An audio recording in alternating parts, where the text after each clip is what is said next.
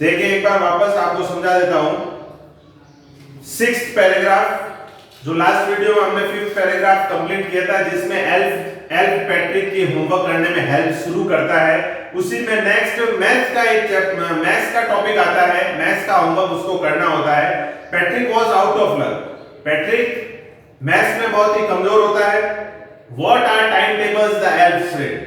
अब एल्फ जोर से चिल्लाकर बोलता है कि ये टाइम्स टेबल्स क्या होती है, पहाड़े क्या होते हैं। We elves never need that. हमें यानी कि हम एल्व्स को यानी हम वन्य प्राणियों को इस चीज की जरूरत नहीं होती है। And addition and subtraction and division and fraction, मतलब गणित के किसी भी संक्रिया की जरूरत हमें नहीं होती है। जोड़, बाकी, गुणा, भाग, किसी भी चीज की हमें जरूरत नहीं पड़ती है। Here sit down beside me. Elf Patrick को बोलता है तुम मेरे पास बैठ जाओ और मुझे ये जो भी चीज है पढ़ पढ़ के लाउडली सुनाओ एंड मुझे गाइड करो। Elves know nothing of human history. Elves human history के बारे में नहीं जानते। To them it a mystery. उनके लिए वो एक रहस्य था, मिस्ट्री था। मैंने बोर्ड पे लिख दिया है मिस्ट्री। मिस्ट्री का मतलब होता है रहस्य। So the little elf already अ शाउटर। उस मिस्ट्री को समझ नहीं पा रहा था, इसलिए वो जोर जोर से बोल रहा था, उसका उच्चारण कर रहा था। Go to the library, I need books, more and more books, and you can help me read them too. मतलब लाइब्रेरी में जाओ और ज्यादा से ज्यादा किताबें लेके आओ और मेरी हेल्प करो, इनको पढ़कर मुझे सुनाओ। 7th paragraph. As a matter of fact, every day in every way that little elf was a nag. अब क्या हुआ, धीरे धीरे वो एल्फ, वो बौना प्राणी, उसने क्या किया, पैट्रिक को परेशान करना शुरू कर दिया।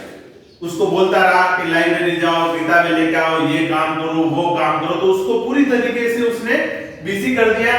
इससे क्या हुआ कि पैट्रिक के व्यक्तित्व में, मतलब उसके कार्य करने का जो ढंग है वो बदल गया।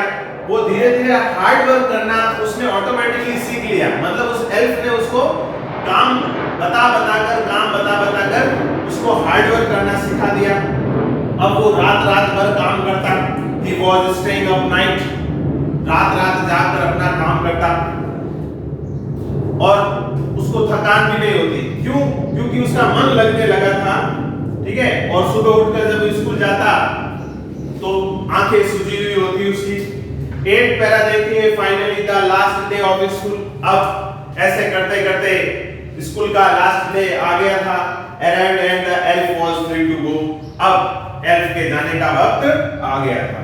As for homework there was no more. अब कोई होमवर्क नहीं बचा था करने के लिए। So he quietly and slyly slid out the back door.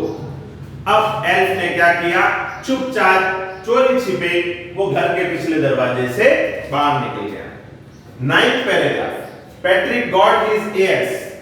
Patrick ने जो इतनी मेहनत की, एल्फ ने जो उसकी सहायता की, उसको हार्ड वर्क करना सिखाया, उसके कारण पैट्रिक को अपने एग्जाम में A+ या A ग्रेड मिला, जिससे his classmates were amazed. His teachers smiled and were full of praise. उसके क्लासमेट्स जो थे, उसके सहपाठी जो थे, उन्होंने आश्चर्य किया कि भाई इतना कमजोर बच्चा जो पढ़े में कभी मतलब इंटरेस्ट नहीं लेता था, उसके A ग्रेड आ गया। और टीचर्स ने भी उसको प्रेज किया, मतलब उसको उसकी प्रशंसा की। उसके पेरेंट्स ने भी ऐसा ही किया। They wondered what had happened to Patrick. वे भी आश्चर्य में पड़ गए कि पैट्रिक के साथ एकदम ऐसा क्या हो गया, इसके व्यक्तित्व में इतना बदलाव कैसे आ गया। He was now the model kid.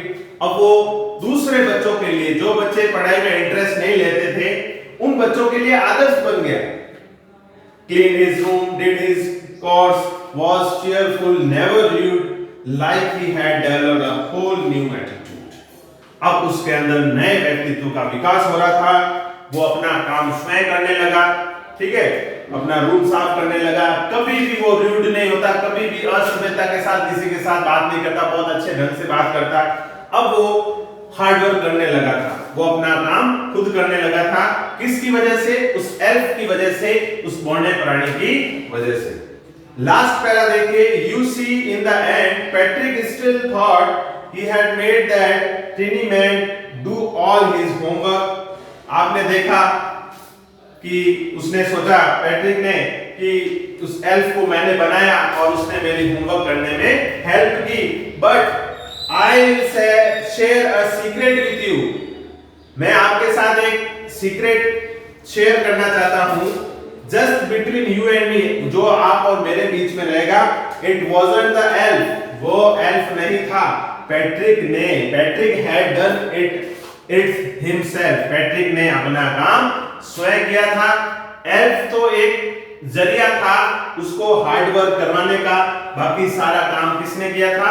Patrick ने खुद ने किया था। इसलिए हमें भी इस चैप्टर से यह सीखना चाहिए कि हमें अपना काम खुद को और समय पर करना चाहिए, जिससे कि हम या हमारे व्यक्तित्व में विकास हो सके।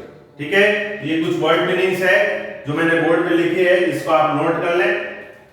Okay, thank you.